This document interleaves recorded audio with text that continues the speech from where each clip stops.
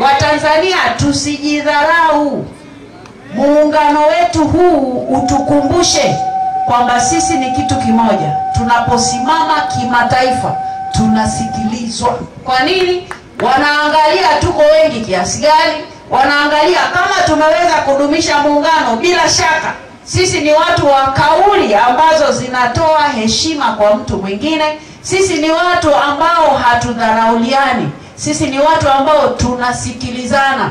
Ikitokea changamoto tunajishughulisha nayo sisi wenyewe. Tanzania hoye! Kwani tuko salama, kwani tunaenda vizuri, mkoa unafunguka na tunaona jitihada za serikali zinaonekana katika kuboresha maisha ya wananchi. Nikushukuru wewe mwenyewe, tunafahamu haya yanayotokea yanapita bungeni.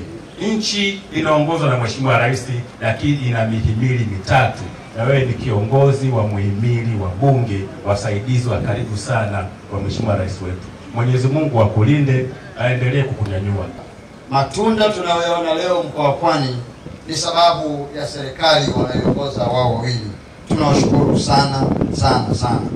Muungano wetu, Mheshimiwa Spika, umekuwa na mafanikio makubwa. Na leo tulio wengi tunaendelea kuenjoy matunda hayo, na kwa hakika sisi ambao tumezaliwa baada ya nchi zetu kwa zimeungana tunaweza kutoa ushuhuda wa dhati wa jinsi ambavyo muungano huu umekuwa sehemu ya mafanikio makubwa kwetu sisi.